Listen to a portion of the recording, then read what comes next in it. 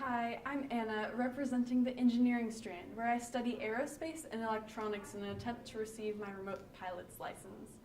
There is never a dull moment in Mr. Sutcliffe's room, where it's natural to dodge flying drones and blimps. But my main focus this semester has been on the new program CAPS has launched, called Cohort. Because this is my second year at CAPS, I decided to join the cohort, and I've become really invested in the work we've begun.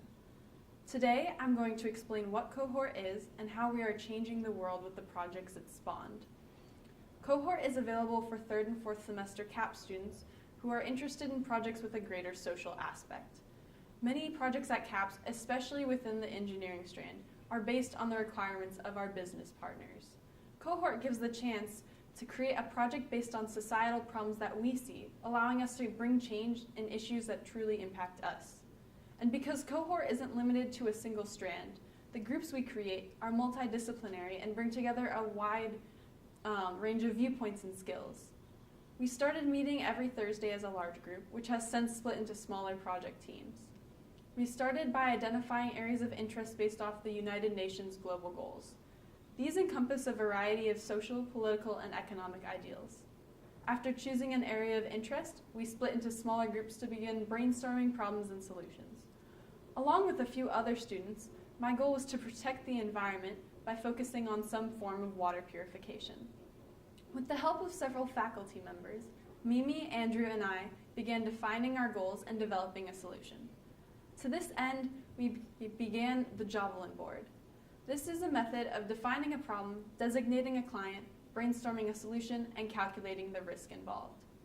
It is relatively similar to the engineering design process. As a result, we decided to focus on removing solid trash from water, the sort of styrofoam bottles, plastic bags that you sometimes see.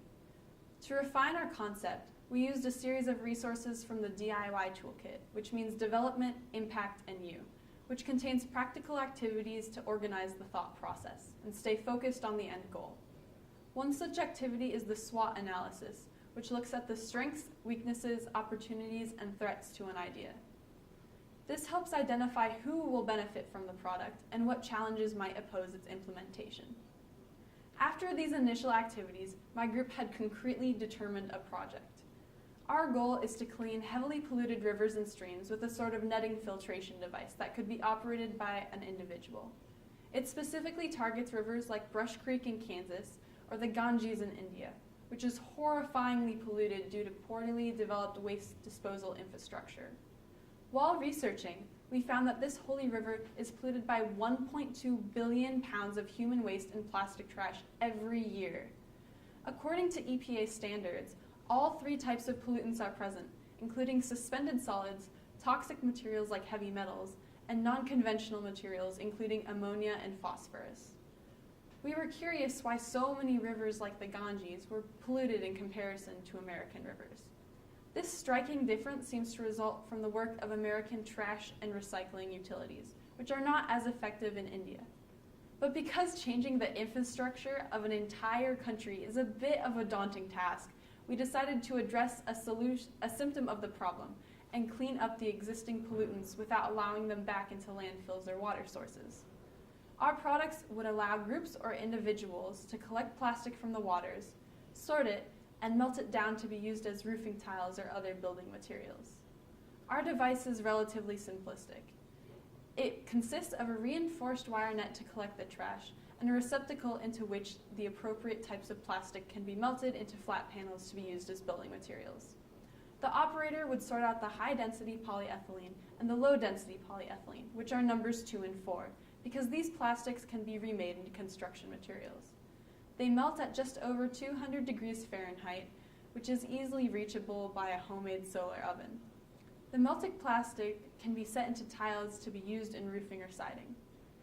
The underlying goal for our project is to spread awareness at the state of the world's rivers and encourage recycling and active trash pickup.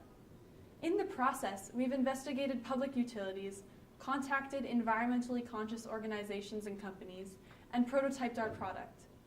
Our idea can be easily expanded with larger collectors or solar ovens, especially if corporations decide to impact the idea and market a version of this solution.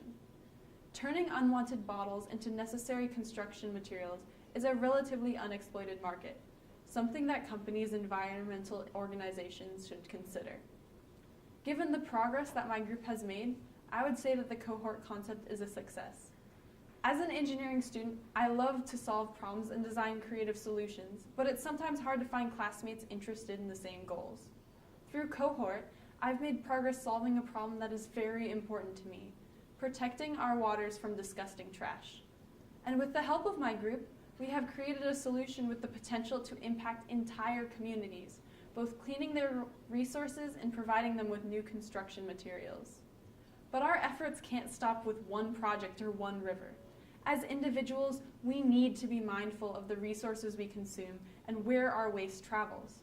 We have one world to protect, a world I plan to help by turning plastic trash into construction materials, one bottle at a time.